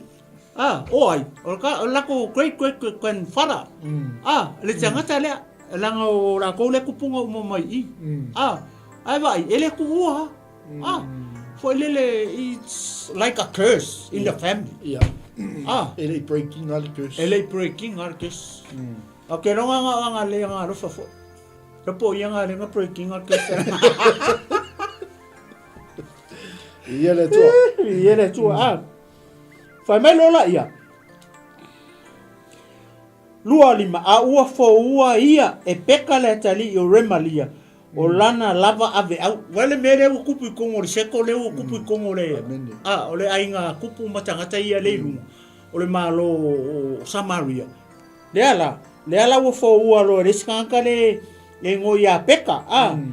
O le akali ila ko inga le ngoi a remalia. E le o ka uma fo la po fer tribe. O lana ave au. Wo ia fasi o tifo ia te ia I Samaria ile olo ile fale o le tupu. Vai. Leo fasioki. no fasioki ai le olo e peka ia le tangata le ngo ia peka sia sole so sau peka fasioti ia peka sia ia sole o le ala mala malele ia ngalele ngalele senga ma asawai ia le ala mala malele ia wa pe me ngale tso no fo ia peka sia ba saulo ngi yusi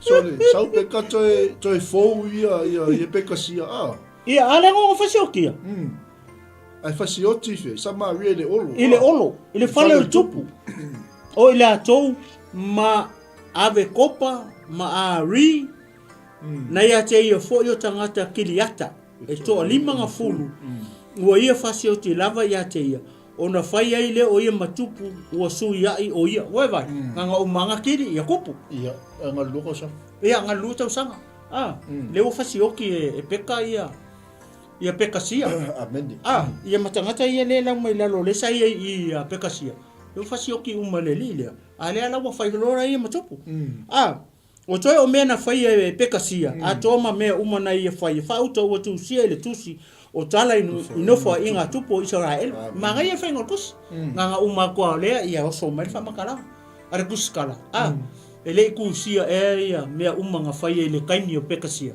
ile tusi no fa inga foi lele Samaria tupu Samaria kai pe au kusi foi lenga mai fai kau le kupu ai asuel ngai me le lenga fai foi le oi foi le ngor kamalo tamao isita mortikai ku fa penga tamao ngali le kau songa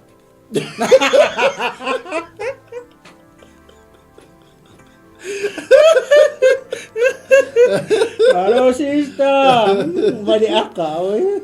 E kere manga oa sa sita to fine mai sai ta. Ia, hoi dale. Ko kiki a or kai mi oso mere ne ngol ka ku fini. Ia, le to. Ia le ala. Fa mai lole.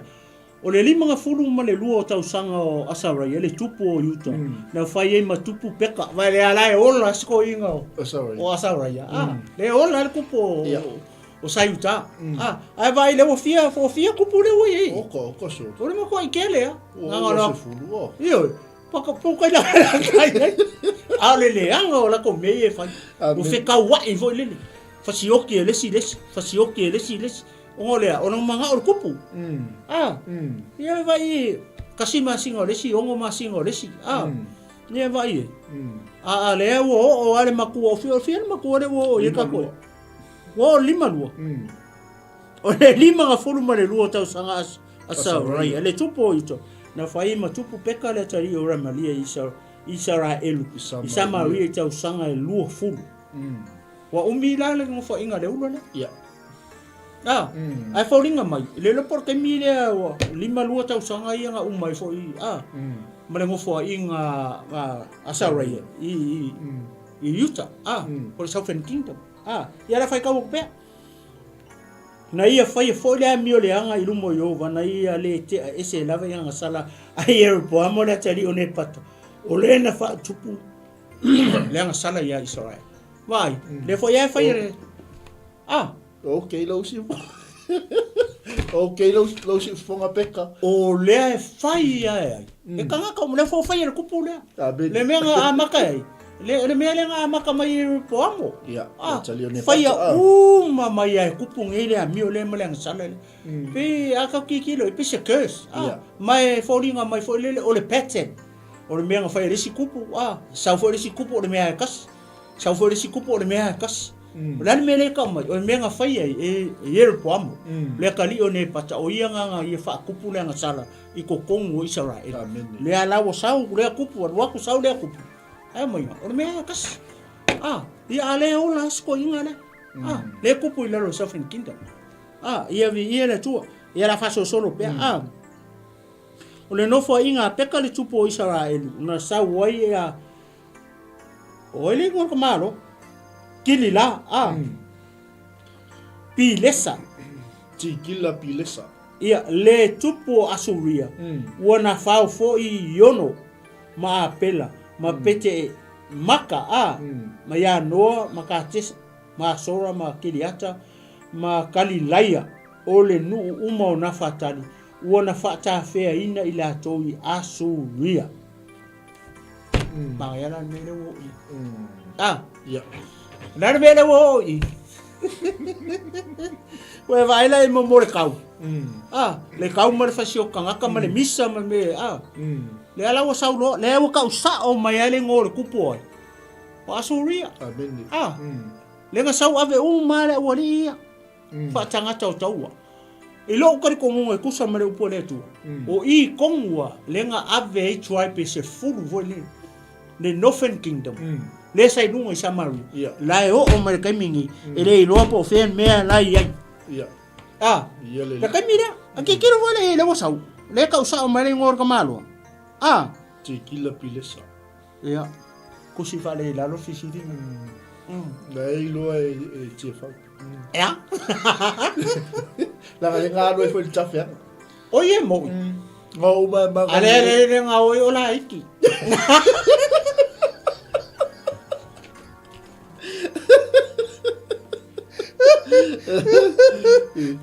e matua la tia fau pe a male tolu sanga matua tia fau ya nga le ai nga uma ta fenga ar kaminga la iki salo pole ono tau sanga o tia fau ai fiku ai pe foto a luoto Watu ya oi. Ya mi ele tu ale. Ai, era ka kai. Ia li. Ya, ka kai mi ya. De la upa. Ya. Fia le ka o ye. Loiva le la wa matu le no fo inga ale tangata le opeka. Saulo male. Le na fai ia tangata la tu lai malo tu po asuria. Tangata le o tikila pilisa. Ya. Le wana wa fao fo I yonu ia ma pela pete ma aka ke le ngu ma ya no ngu no Kingdom mai ole nu uma ona fatali wana fatafia ina ila toifia asuria ia le la usa altu kalwai fasio tele tu pule tu fasio tele tu pule tu fasio tele tu pule tu ia le la usa mer foi pule korsful pa mai o foi peka la chali o remalia le kanga le kupu ai lunga I ai ngu ma ai le o sauri kupu asuria mai le la ula mai le tangata le ngo ya ki tikila so le pese ngos fang malo si le ngo o kupu le chimpi te kuila Ego drink ko esa. Ngai kau mga kuali ngo fango dia. Si kuila. Ore kasi ni makasi. Ya le. Hallelujah. Fa mai ua fo e peka ua fo peka. Le tali o remalia e o se le tali o ele. Ua na fasi ya te ia o tia.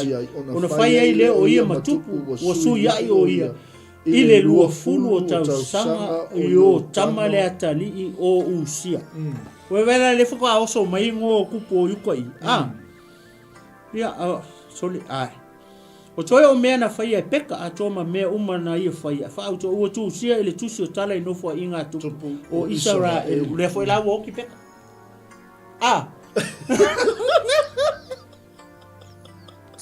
Le me que soy le ngori le woki peka ria aka. Wa ko sei peka o mai ki a fa manga le. Wale va ko e ma kuara ki a peka.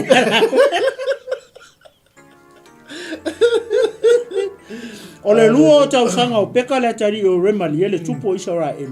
Na fai e matupu o yo a tama le atari o usia. Le tupu o Utah. Le ala whaka ko e mention ma ise kupu o Utah. O ele kamale. O yo a tama. Le atari o usia. O usia la le ka umai lalo I fo I pesuko. O le tonu wa fulu ma le iwa o tau sanga o usia le tupu o Utah. O ronga kalila. I ele kamale. Le ka umai le o le ngol tam o usia a yo tama le tele usia le tupu yuta o yo atama le kari usia le ka mele ves full code ya o usia le tupu yuta o le lua fulu male lima o na tausanga na fai o ia matupu e se fulu male ono foi tausanga na fai o ia matupu i Jerusalema le ka mai le makua e lua fulu male lima o na tausanga na fai o ia matupu e se fulu male ongo la kausanga ngakupu e kamale i lalo o le Southern Kingdom po o lalo i fea i Jerusalema ia le tu ma se paki vi ele tu leo a makanga flow ia leo a koyo o mai i Southern Kingdom ia le kusi e o ko fa makala mai i kusi i lalo o le lua fulu male lima o na tausanga na fai o ia matupu e se fulu male o na foi tausanga na fai o ia matupu i Jerusalema le ala ka mai foi la male ngo longkinga a o kupu o Northern Kingdom po Samaria ile o ka ua mai ngo o kinga o kupu ia ke lo kupu mai e o mai tawati na le ori e kere nga o famua ia kai pe mere o kupu ni ale tina ta ua mai le amio le anga o nei tu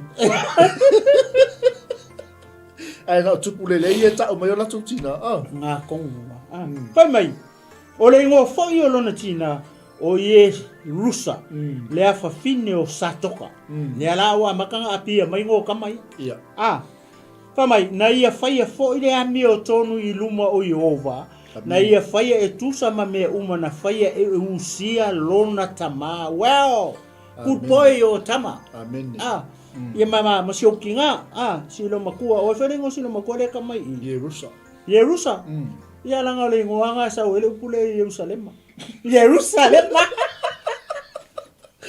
ole fa pu mai ngolo makua ale ngo sa lo makua ole Jerusalem mai Jerusalem ia ele ia Jerusalem asa o sole ole fa pu mai ngolo makua Jerusalem afa o Jerusalem vai sa pati vi ai le tu le ala fo mai a fai fo era kamale o yo atama le ami o tonu i lumo yo e pe nga fai e longa kama o usia na ona le ave se ina me maul lunga fai peta ulanga ele no ma fa mu me manongi me maul lunga wa fai e ia le fai to au pito i lunga o le fale o Jehova le fa la kupu fa la me fa pe olea o me maul lunga so o tupu ia fasioti le usa pe fasioti fasioti lumo lupe fasioti lumo tangata ao atali o tupu o yuta pe fie o de bo fie bulu rua la lo o la o ka ulu rola fo ia nga kuku o faka nga ka kamai ia vi ia le tu ma ele fo ai e o tama meia le maria i o le mere kupu i ngofo inga kupu ia le Southern Kingdom malako me i fa e foi kupu la wari ai fa kai uma kupu Samaria ia mio ai e po amo amen le kikiro ku kupu yuta o le fie o i me i o fa kalapu me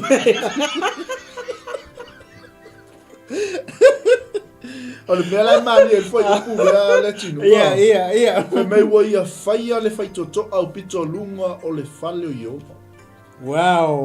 so ka kia ma ngai nga mela o fai o nga oke lo la ia vai lai o toi o me na faia yo atama a toma me uma na ia faia e lai tusia ele tusi o tala i nofo inga tupo yuta ia lenga kusi lalo i nofo inga al Southern Kingdom langa o i sa wele li mangai sianga menen ko fai muri ya but it's too late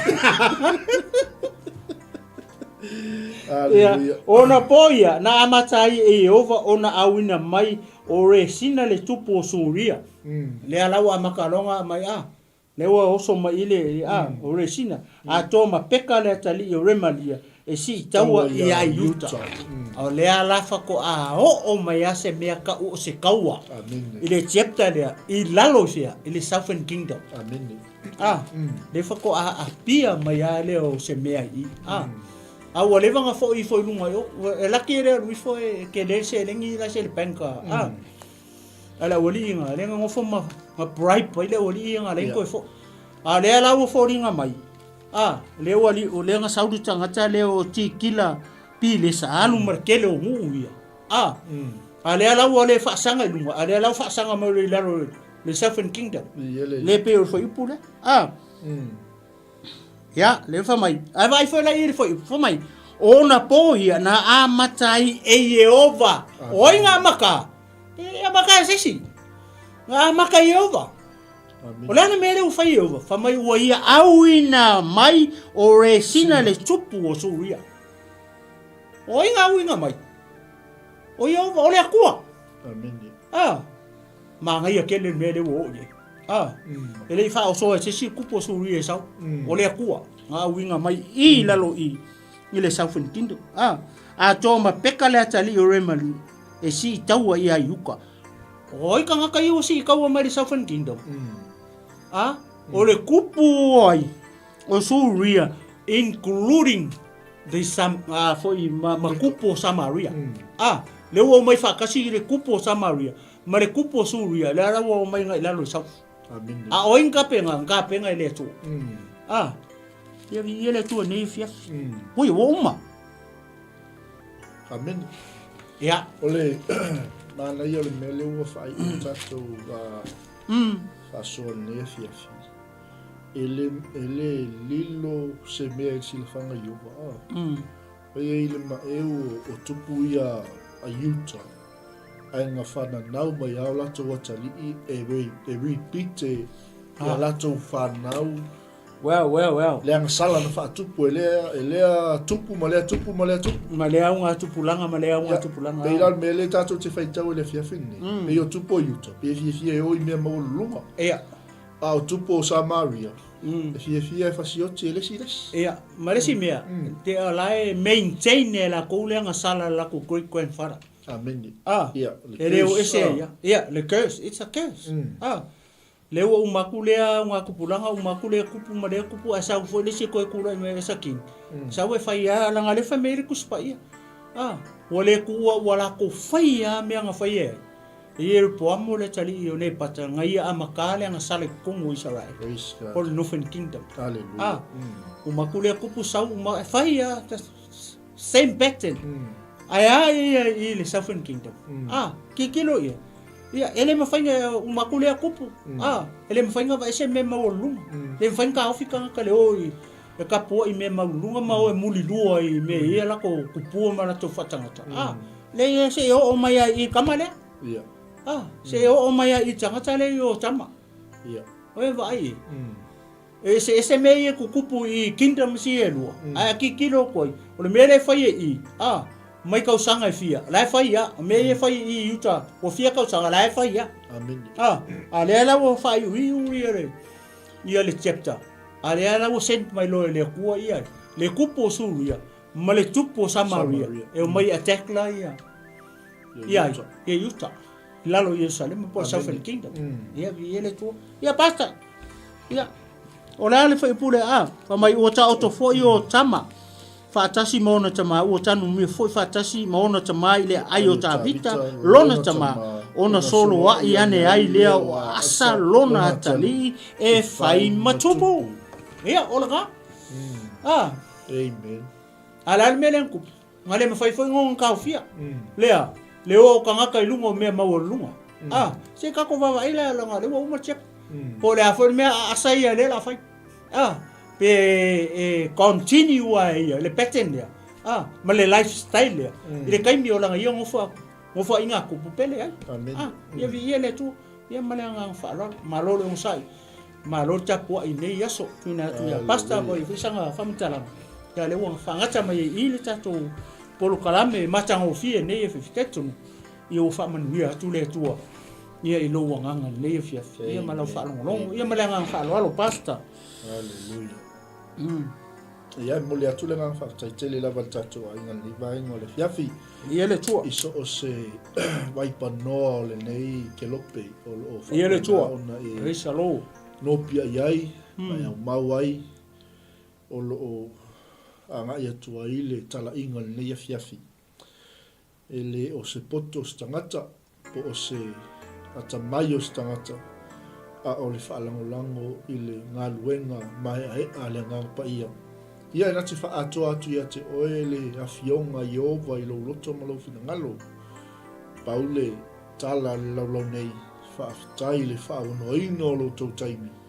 Tātou te whaalongolongo ai le fionga le atua mo tātou. O leo whetalai le atua mo tātou lia fiafi.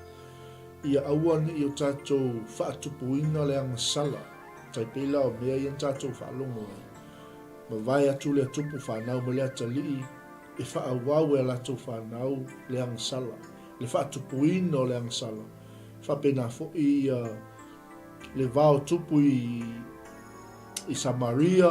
Whape fo i Israel latou te fasioti. Tulai mai le atupu fasioti le atupu. Tulai mai le atupu fasioti le atupu. Le tātou te whaitau le nef e se uma le umi ma le pupu o latou nofo inga. Ia ono le this is a history. O le tala whaasol pito. Ai olo o yeise whi au o lo momoli mai a te tātou tangata kerisiano. Le tangata whaitau, le tangata fia whaitau le upa le tua. Ia ina i mwhai ona whaatala le ina i tātou o le talitonua. Ia o ngā le au onanga e te whaasoa atu, e te tufa atu, se mea wa e wanga le lei atu ai fo i le atua le nea fiafi i lau mota ma lau lawa i lau device. Oi, hallelujah, praise the Lord. Tau soa whaatasi. Oi, hallelujah. Le tala inga, le ngā luenga le atua. Tātou te moli mawina ai, le tala le lei ia nganga o Samoa lo tangi mai ala. E natu, ia o lea whaangata mai i tātou Pokalame, o lea solulu, i lea fiafi o lea solulu, o lea ato e maua ai se whaupoponga o tātou Pokalame, o le lao ai al tupu, the King Staple, o lea whawawina ato e au auna, le toa sunga le whawhiangainga i a Taisia, me sunga i le whaiau i a Misa Johnson, Ropati, ia, mo le whawawina o tātou Pokalame nei o le lau ai atupu. Ai mo le atu le nganga whaaftaitele o le ase tala, le ase upu. O le longo malia i lau finangalo ma lau whaafonga liefes e matua atu na le au nanga Global Kingdom TV i le tino ke riso. Ia whamangalo se au nanga pau talo ia tātou manu malo ina a nganga mo le malo le. Le i whamalo atu ngā lue, whamalo tau atai. Le amtanga lewa yaso i tiuti mwhaiwa o lo tau ngā lulue ai ia iai le anga le lei o le atua. Ta maali nea fiafi, mātou sauni le atua e mātou te fōi o mātou ainga. Amene. Mātou iai whaatasi le nea fiafi malo ainga mafuta mai le li ie o le tatalo le atua whaamanuia. O i lava le atua o whaapanoa le taimi e wha fofonga ai le atua lo whetalai mai mo i mātou le nea fiafi. Mātou whataua le atua le taimi. Mātou whataua le atua lau a fionga o mātou whalongo ai. Foi atu le vinga i lau whapoto ai mātou. Halleluja. E wao ai mātou. E whaatonu tonu ai la mātou savali. Whamalusia i mātou. E aua le atua ni nau nau mātou mito i le abio le anga. Lau paia, lau pele, tino ke isa, lau whatutua uma nei fiafi. Te talo le li e o ai whafonga le le fiafi o le se manauma le tua i lona fina ngalo. Glory, halleluja. Le suafa o Yesu. Halleluja, halleluja, halleluja. Tali le tua i se manauma le fiafi. Aftai le tua le upu. Tapsai nei pēr mātou fō lau o le whatotua. Ina ia mātou sauwhanga i lo mālo. Whamanuia lo ainga. Whamanuia le tua i whaina mālo longa o le nei a fiafi. Lave ina se anganga mālo mālo. Whamalusia tino kiriso mai mātou uma. Whamanuia lau o auna i a lea tino. Le ta mau ainga whaso mai le tua. Tulu tulu i le tua lona soifua. Praise the Lord. Tau tua ma au auna ai le li ilo fina ngalo. Tai tama. After tele tama ne fiafi whamanuia le tua i au auna. Ngā lue le tua le ngā luenga. Ia au auna ma whaltua. Mavi ia ai o lau Tama mtaine tala vau le li.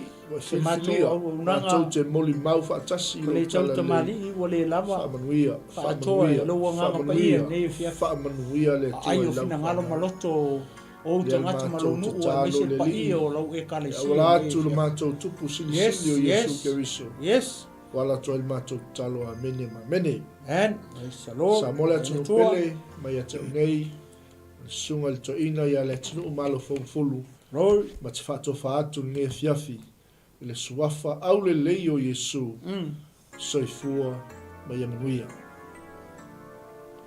Ekalesia e kisi Samoa e pele oi le loko o mai asi ka komo moli na au i funga Ua e tai fufo I huta malo a fua ua maua le atua ua whawheta I tele ua sapaya whatua ele le lau sa saa o le whaiva le soifua le ua matsaina ua tini pa o le uto malo tau sala ua e tai fufo I huta malo a fua ua maua le atua ua whawheta I tele ua sapaya whatua ele le lau sa saa o le whaiva le soifua le ua matsaina ua tini pa o le uto malo tau sala awa lava me ia te I matou yo vae ai atu uina tsuya o ele viina male malu awa o oe o le tupu o tupu le matai sa ue o mea uma o papa tiso ai le meto tisi I whaamanui anga malo o le masui le whaatoa I le ngaluenga o lea ua toe nei o se anga tau nuu tamo o moonga I le whai taunga o le luafe tau sama o le alofa Samoa se isisia e ia le fua o le sa o lotonga alo o le masui le whaatoa I le ngaluenga o lea ua toe nei o se anga tau nuu tamo o moonga I le whai taunga o le luafe tau sanga o le alofa Samoa se isisia e ia le fua o le sa o lotonga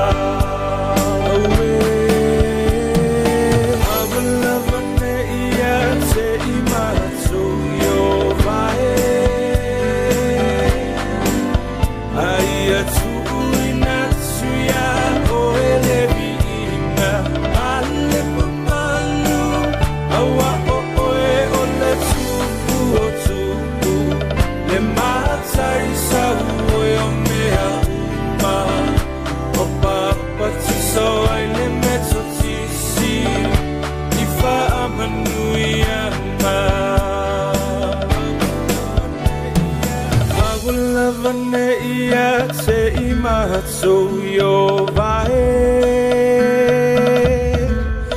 ai atu inatsuya o ele viinga male malu awa o oe o le tupu le matai sa ue o mea uma wa papa tiso ai le meto tisi I whaamanui anga